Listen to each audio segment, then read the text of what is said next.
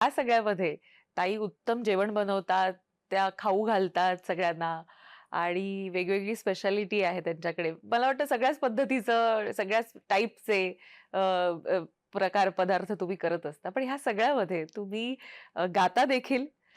तुमच्याकडे जेव्हा कार्यक्रम असतात, आम्ही पाहिले तुम्हाला शंकर महादेवन यांच्यासोबत गाताना.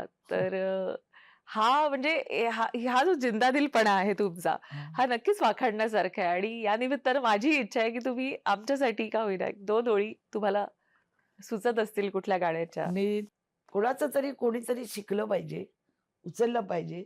मी तिच्यासारखी जॅकेट पण घालत होती. पण हं. आता मी जाड झाल्यावर जॅकेट होत नाही म्हणून ठेवून दिले. त्यात पण माझे फोटो आहेत. आणि बरं. गाण्याचं तर दोन ते माझ्या त्या हां. कार्यक्रमात नेहमी शंकर महादेव एक थोडा वेळ येतात हं. माझ्यासाठी. त्यांना माझ्या हातचे खेकडे खूप आवडतात. बरं. ते आले का असे-असे करणार, "ताई क्या है? किधर है? मैं बेचती हूँ. अभी हं. देखती हूँ मिलता है क्या पहिले." ते खूप तारीफ खाता-खाता गाणी करतात ते खेकड्यावर. हो का? फॅमिली घेऊन बसतात बरं. त्यांचा आणि मग मुलगा पण खेकड्यावर खूप गाणी करतात उत्तम गातो. आणि तो व्हिडिओ मला टाकतात. बरं. माझ्या हातचं लोणचं, हं. मेरे को अचार भेजो.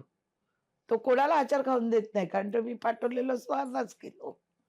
घरात फ्रिजमध्ये ठेवतो. हां, आणि जेव्हा तो प्रोग्रामवरून येतो, हां. तर तो ताई का अचार लाव, तो खाणार. म्हणजे तो मला म्हणाला, "मी हं. गणपतीला जाते ना, मला जवळ घेणार." आईसारखं मानतो मला अगदी. जवळ फॅमिली घेणार, माझ्याबरोबर 2 वाजले त्या दिवशी जायला मला. हं. तर 2 वाजेपर्यंत शंकर महादेवन थांबला हं. आणि अतिशय जमिनीवर चालणारा डाउन टू अर्थ आता व्हेरी मच. 27 तारखेला कार्यक्रम आहे. मला बोलवलंय. हं. आता बघते मला टाईम मिळतो का? संध्याकाळी त्यांनी एक कार्यक्रम ठेवलाय, आनंदा म्हणून. बरं. हां, तर मला म्हणाला म्हणतात ताई, "मैं पास भेजता हूँ, आप जरूर आना." हं. कारण मी सांगून ठेवते त्यांना, जुनी गाण्यांचा कार्यक्रम असेल ना, तर मला बोलवा. बरं. तर त्याच्यामुळे तो जर लवकर कार्यक्रमातून जायला लागला ना, तर मग मी एक गाणं म्हणते.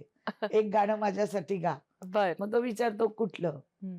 मग मी म्हणतो, "अभी न जाओ छोडकर, ये दिल अभी भरा नहीं." मग तो माझ्याबरोबर गातो.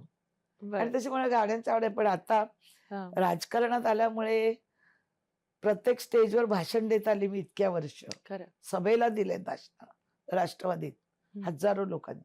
आता माझा गळा आहे ना, तो कामातून गेलेला आहे. त्याला मी कधी सांभाळलंच नाही.